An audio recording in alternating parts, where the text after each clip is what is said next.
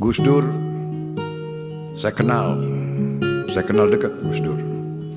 Gus Dur pemimpin Muslim, Ketua Umum Nahdlatul Ulama, datang dari keluarga Syekh besar kita. Pemikirannya sangat luas, beliau jiwanya sangat baik, merangkul semua. Tokoh Muslim yang sangat terkenal sebagai tokoh inklusivisme, melindungi semua minoritas. Saya ingat salah satu langkah-langkah beliau waktu ada ancaman terorisme, ada gereja-gereja yang mau dibom. Beliau memerintahkan Ansor dari Banser untuk menjaga semua gereja. Ini sesuatu yang membesarkan hati, ini yang membanggakan kita. Jarang di dunia ada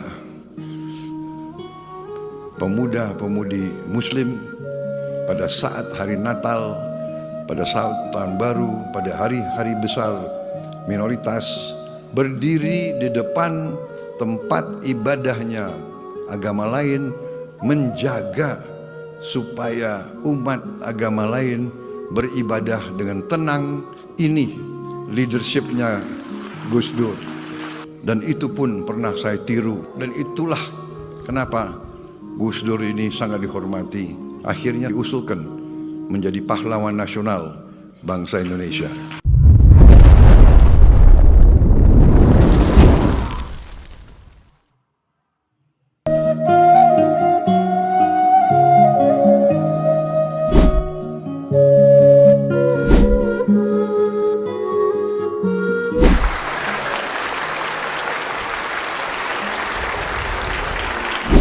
Bismillahirrahmanirrahim. Assalamualaikum warahmatullahi wabarakatuh.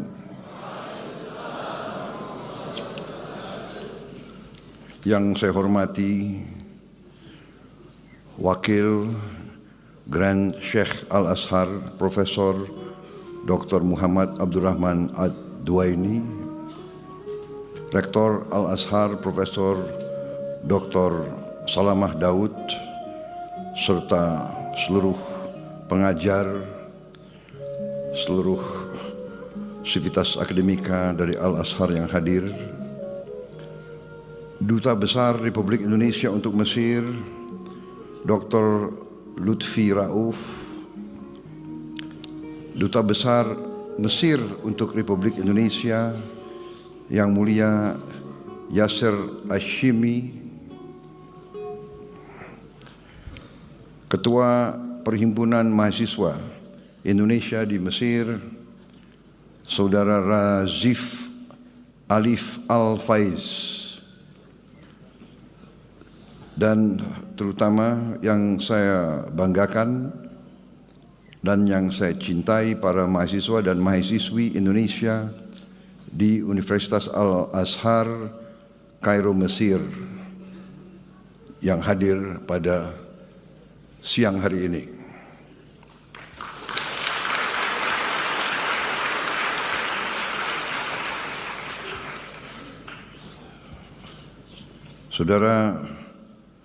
Saudara sekalian,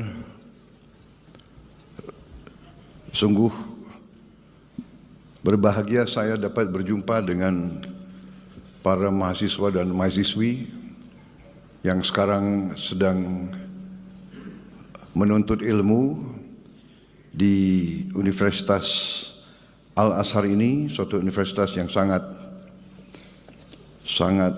bersejarah, sangat terkenal. Saudara-saudara, sudah ribuan alumni Al-Azhar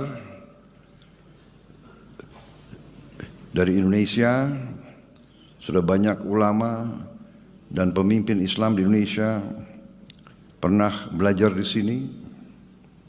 Di antaranya yang paling terkenal Presiden Republik Indonesia yang keempat, Kiai Haji Abdurrahman Wahid, yang kita kenal sebagai Gus Dur.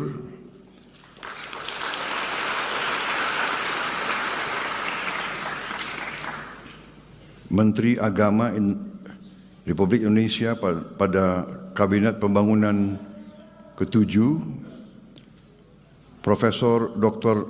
Quraish Shihab,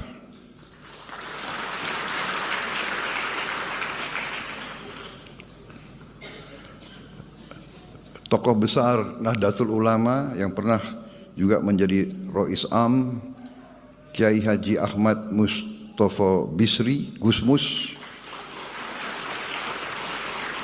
dan Menteri Luar Negeri Republik Indonesia pada tahun 1999 sampai 2001, Profesor Dr. Alwi Shihab.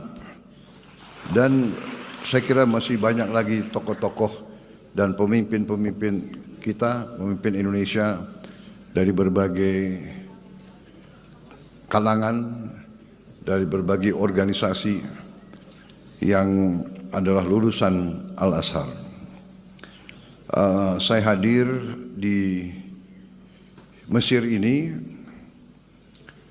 untuk dua acara penting, yaitu hari ini saya melaksanakan kunjungan kenegaraan kepada Republik Arab Mesir, diterima dengan sangat terhormat tadi di Istana Presiden di Kairo, dan di sana melaksanakan pembicaraan cukup mendalam, cukup intensif saya dengan Presiden Al-Sisi, kemudian dengan menteri-menteri beliau dan delegasi saya. Kita telah menyepakati beberapa hal-hal penting yang intinya adalah kita ingin meningkatkan dan mempererat hubungan antara Indonesia dan Mesir yang pernah sangat dekat dulu, karena Mesir memiliki tempat yang khusus di hati kita, tempat bersejarah, yaitu Mesir merupakan negara yang pertama mengakui kemerdekaan Republik Indonesia.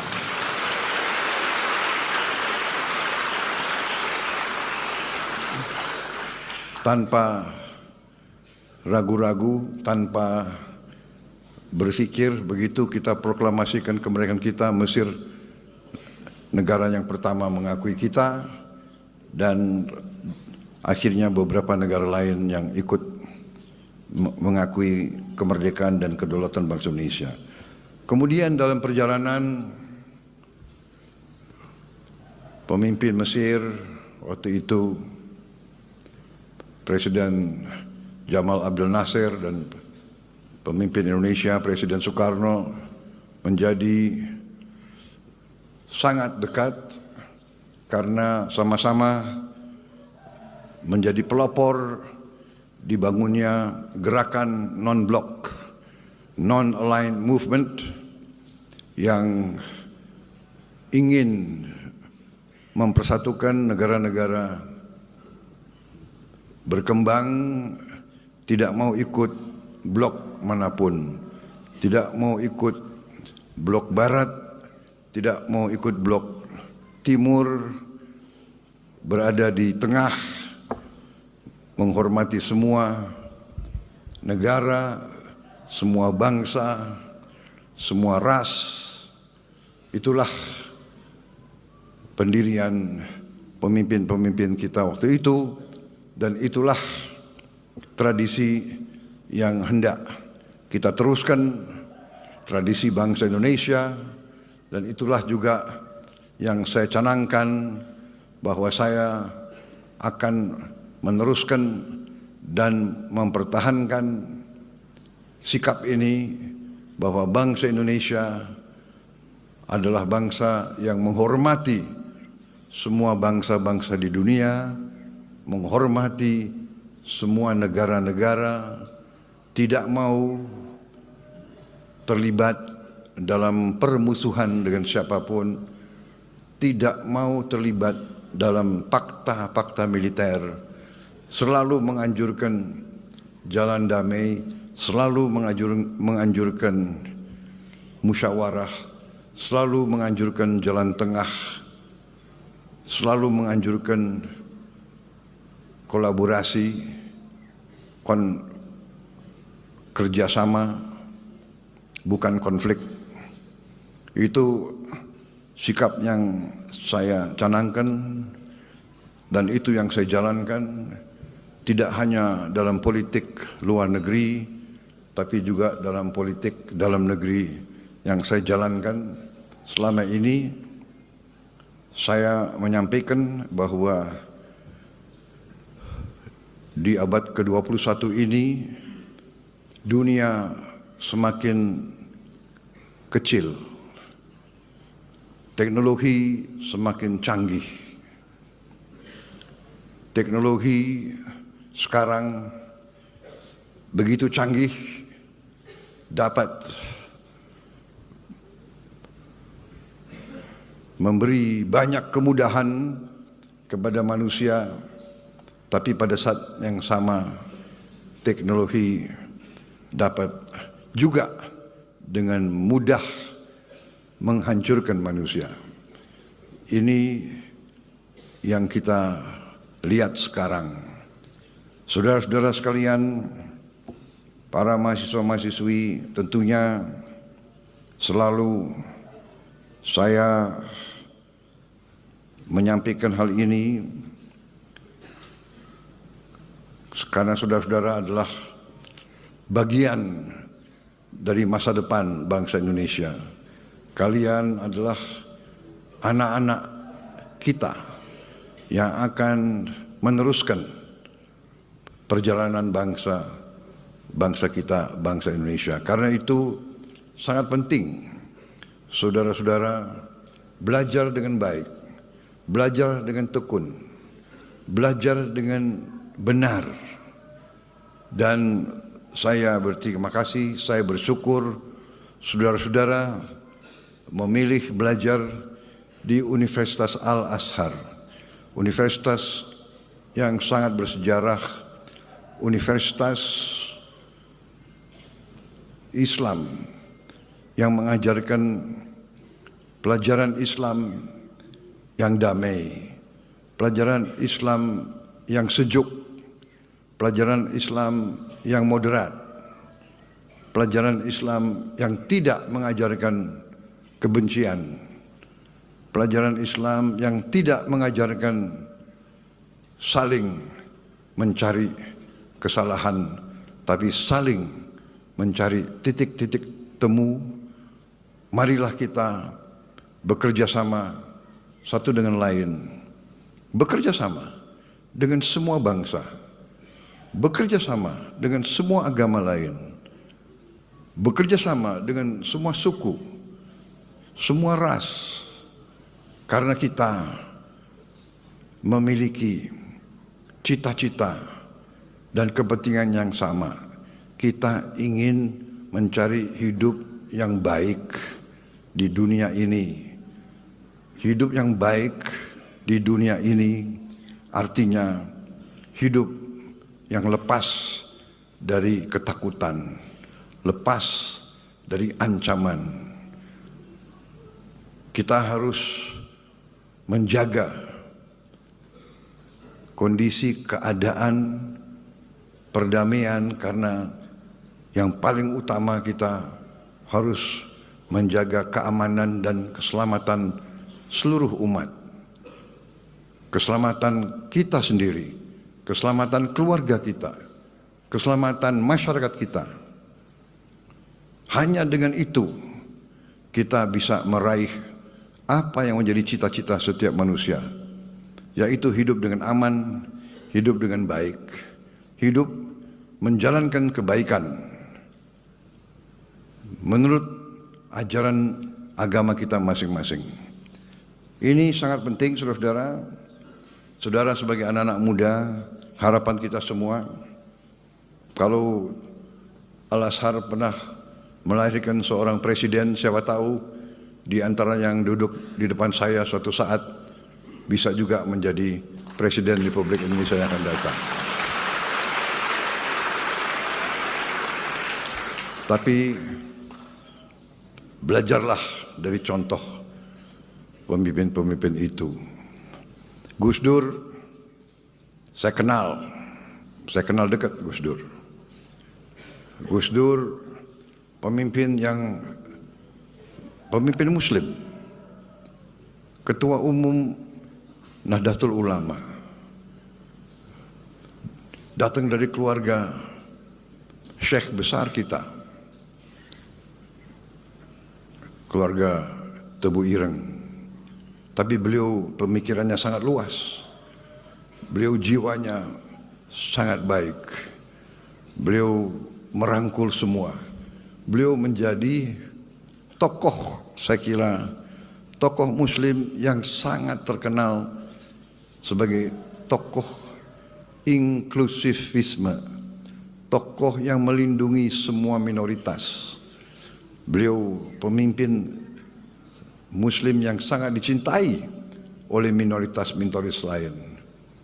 Saya ingat salah satu langkah-langkah beliau waktu ada ancaman terorisme, ada gereja-gereja yang mau dibom. Beliau memerintahkan anak buah beliau dari Ansor, dari Banser untuk menjaga semua gereja, menjaga semua vihara, menjaga semua pura, menjaga semua kuil. Ini sesuatu yang membesarkan hati, ini yang membanggakan kita. Mungkin jarang di dunia ada pemuda-pemudi Muslim pada saat hari Natal, pada saat Tahun Baru, pada hari-hari besar minoritas berdiri di depan tempat ibadahnya agama lain, menjaga supaya umat agama lain beribadah dengan tenang di tempatnya mereka Muslim-Muslim, pemuda Muslim yang menjaga di luar. Ini leadershipnya Gus Dur. Ini contoh yang luar biasa, dan itu pun pernah saya tiru. Sewaktu memang Gus Dur sudah tidak ada, saya memimpin partai saya. Waktu itu ada lagi ancaman-ancaman bom kepada gereja. Saya juga perintahkan pemuda-pemuda pengikut saya di Partai Gerindra untuk menjaga di kota masing-masing semua tempat ibadah agama lain. Kita yang jaga, mereka yang beribadah. Ini contoh, dan itulah kenapa Gus Dur ini sangat dihormati. Walaupun beliau menjabatnya sebentar, tapi beliau masih sampai sekarang dihormati, dan beliau akhirnya sekarang diusulkan menjadi pahlawan nasional bangsa Indonesia. Saudara-saudara sekalian, ini saya kira salah satu contoh alumni Al-Azhar yang sempat menjadi pemimpin tingkat nasional di Indonesia, akhirnya menjadi presiden di Indonesia dan memberi kepemimpinan, kenegarawanan, leadership yang patut dicontoh dan akhirnya juga dihormati oleh bangsa-bangsa lain. Saya kebetulan kenal beliau baik, dan alhamdulillah leadership yang beliau sampaikan menjadi pelajaran bagi kita sekalian. Saudara-saudara sekalian, selain kunjungan kenegaraan ke Mesir, besok kita akan lakukan pertemuan KTT, konferensi tingkat tinggi antara 8 negara yang disebut D8. D8 ini adalah the Developing Aid for Economic Cooperation. Didirikan tahun 97 untuk meneruskan kerjasama ekonomi dan pembangunan antara 8 negara berkembang, yaitu Bangladesh, Mesir, Indonesia, Iran, Malaysia, Nigeria, Turki dan Pakistan.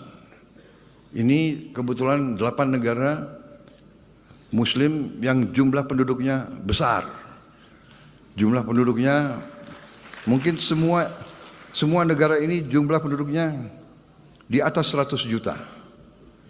Jadi saudara-saudara, D8 ini dibentuk untuk melakukan kerjasama ekonomi. Saudara-saudara, kalau D8 ini bergabung, ini pasar ini lebih dari 1 miliar. 1 miliar manusia. Nah, ini tentunya kita harus mengakui kita belum begitu puas. Masih banyak yang harus ditingkatkan.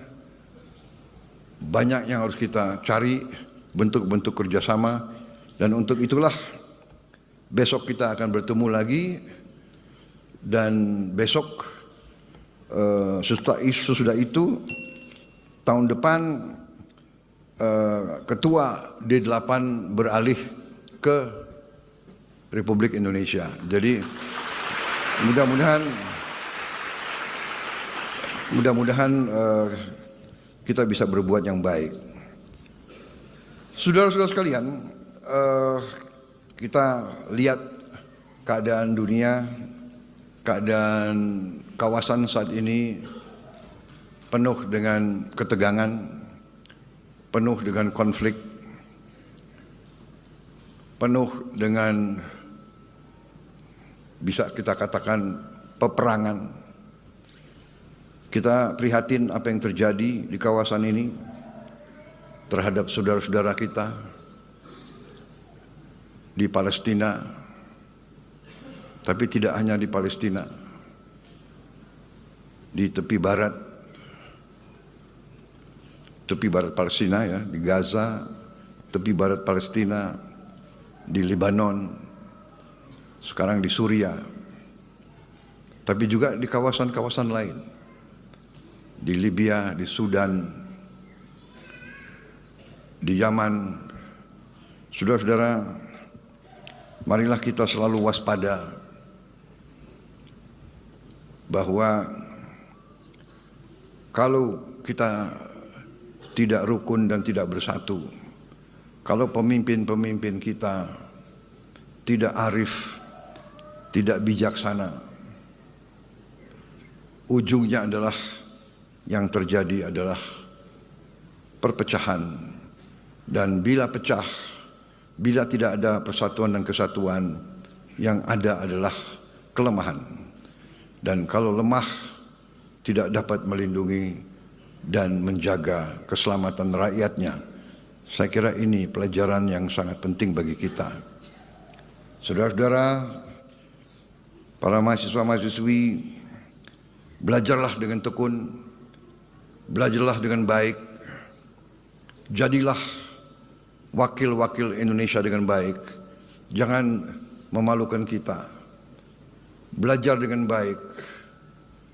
Saya bersyukur saya dapat laporan bahwa mahasiswa Indonesia termasuk mahasiswa asing yang paling sedikit bikin masalah di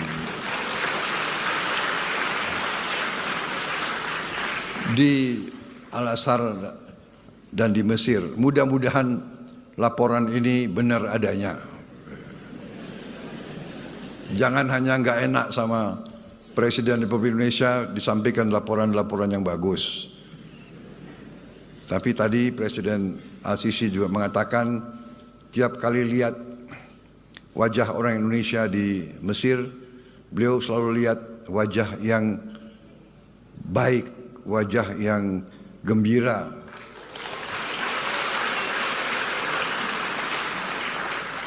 Mudah-mudahan itu pun benar adanya. Tapi kalau saya lihat wajah kalian ini, ya kayaknya benar juga itu ya. Jadi terima kasih saudara-saudara, yang saya bisa sampaikan bahwa bangsa kita sekarang ini ingin mempercepat pembangunan ekonomi. Kita bersyukur kehadirat Allah yang Maha Kuasa, Tuhan Maha Besar, yang begitu banyak memberi karunia kepada kita. Bangsa Indonesia harus bersyukur. Berkali-kali saya mengatakan, bangsa Indonesia harus bersyukur. Kita diberi karunia yang sangat luar biasa, kekayaan alam yang luar biasa.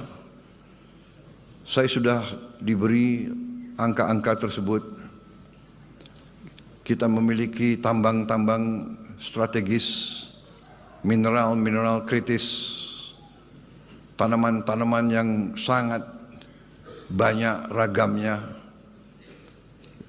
Sebentar lagi kita tidak hanya swasembada pangan, tapi dalam beberapa tahun lagi saya katakan Indonesia akan menjadi lumbung pangan dunia. Kita begitu besar karunia yang diberikan oleh Yang Maha Kuasa. Lahan yang luas, yang subur,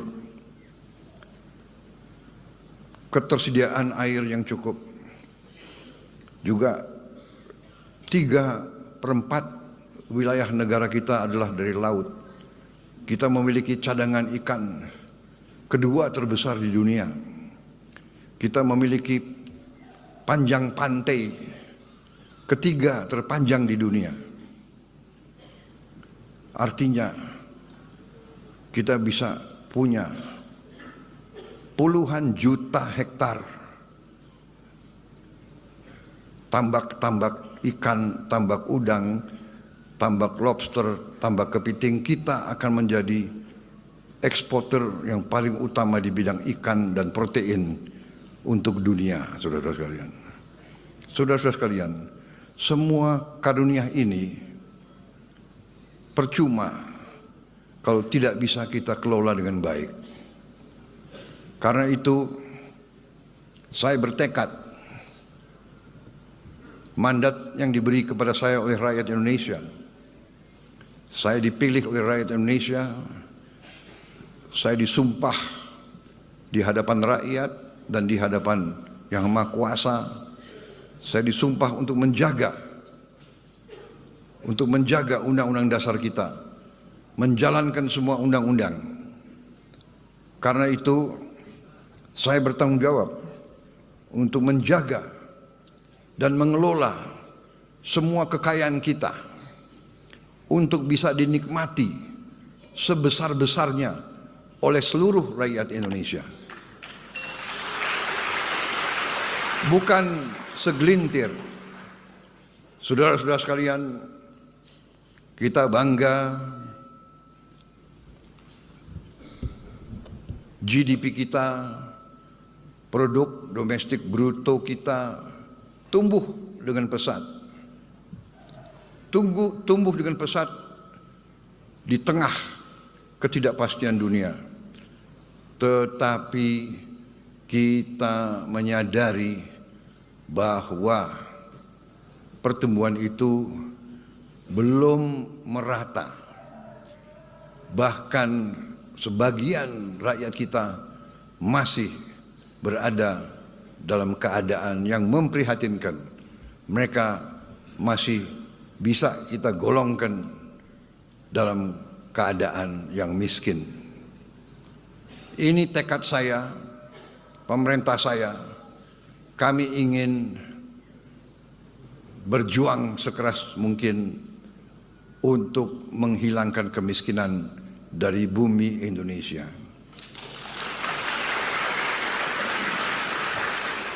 Dan untuk itu, dalam rangka menjaga kekayaan Indonesia tidak salah kelola, tidak bocor, tidak dicuri, mau tidak mau kita harus bertekad untuk memberantas korupsi dari bumi Indonesia.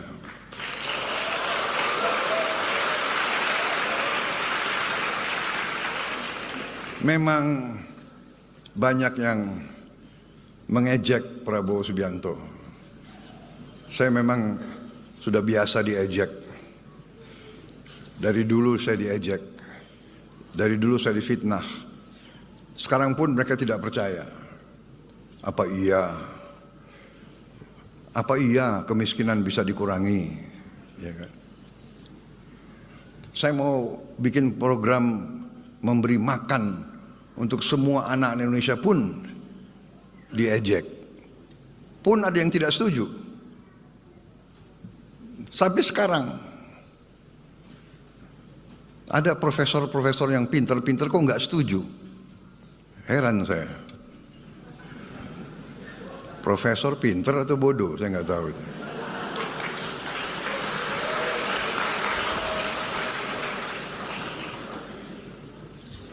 Mungkin pintar otaknya, tapi hatinya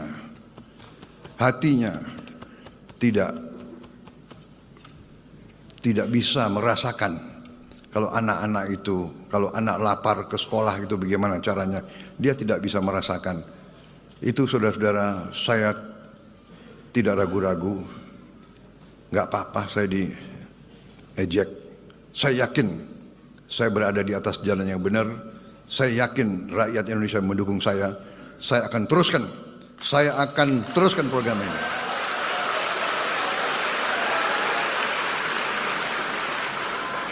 Dan mereka yang masih meragukan, 2 bulan saya memimpin, masih mereka bertanya-tanya,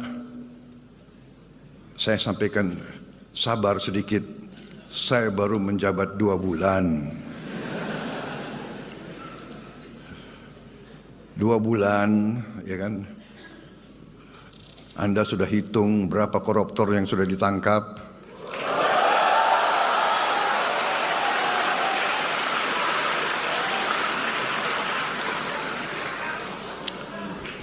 Saudara-saudara sekalian yang nyinyir sama saya, silahkan, kau duduk aja di sebelah situ. Ya. Ini belum apa-apa. Ini belum apa-apa. Nanti 6 bulan lagi, baru saudara boleh nilai pemerintah Prabowo Subianto.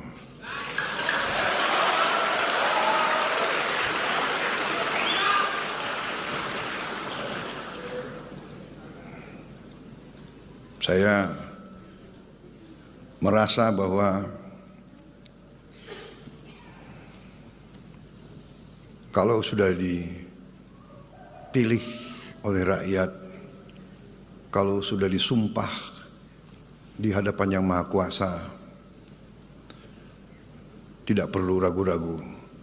Kita hanya setia kepada rakyat Indonesia dan kita hanya takut kepada Yang Maha Kuasa di atas itu.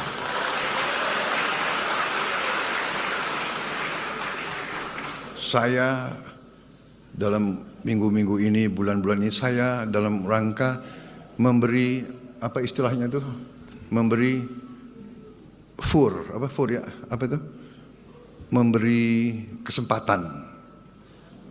memberi kesempatan untuk tobat. Hai para koruptor atau yang merasa pernah mencuri dari rakyat, kalau kau kembalikan yang kau curi, ya mungkin kita maafkan. Tapi kembalikan dong.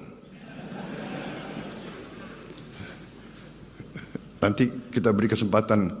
Cara mengembalikannya bisa diam-diam supaya nggak ketahuan. Mengembalikan loh ya. Tapi kembalikan. Kemudian, hai kalian-kalian yang sudah terima fasilitas dari bangsa negara, bayarlah kewajibanmu. Ya. Asal kau bayar kewajibanmu, taat kepada hukum, sudah kita kita menghadap masa depan. Kita tidak ungkit-ungkit yang dulu. Tapi kalau kau bandel terus, apa boleh buat? Kita akan menegakkan hukum. Dan bagi aparat-aparat harus milih setia kepada bangsa, negara dan rakyat atau setia kepada pihak lain.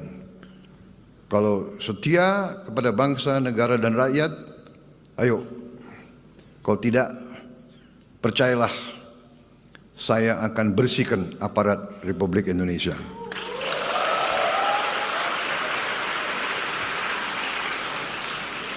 Dan saya yakin dan percaya rakyat Indonesia berada di belakang saya, saudara-saudara sekalian.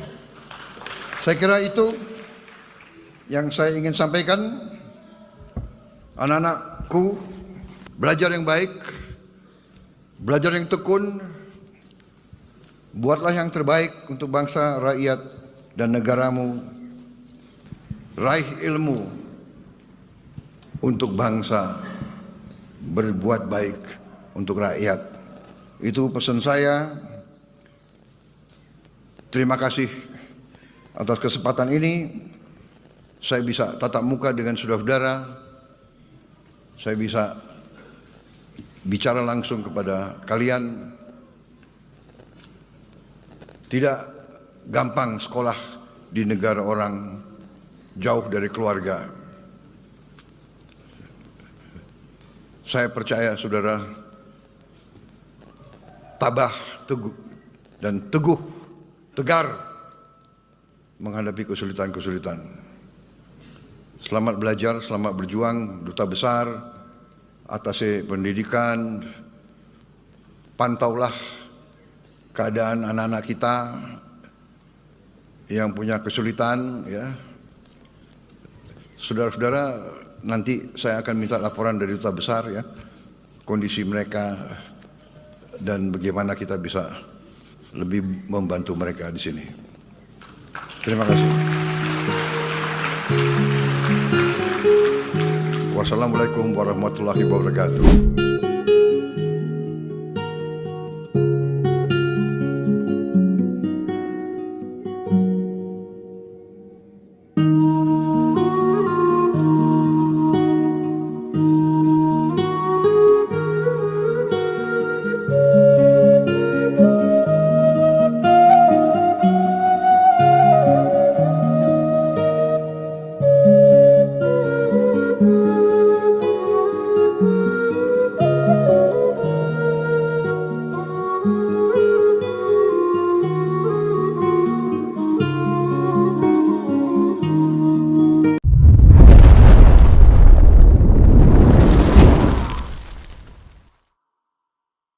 Itulah tadi pidato Bapak Prabowo Subianto yang menggambarkan kebersamaan Bapak Prabowo bersama Gus Dur di masa hidupnya. Banyak sekali inspirasi-inspirasi yang diberikan oleh Gus Dur bersama Bapak Prabowo. Semoga saja video kali ini mencerahkan kita dan memberikan manfaat yang luar biasa bagi kita semua. Bagaimana menurut pendapat teman-teman semua? Silahkan lanjut di kolom komentar. Terima kasih selalu support. Arman Al-Fatih. Kita jumpa lagi di video selanjutnya. Assalamualaikum warahmatullahi wabarakatuh.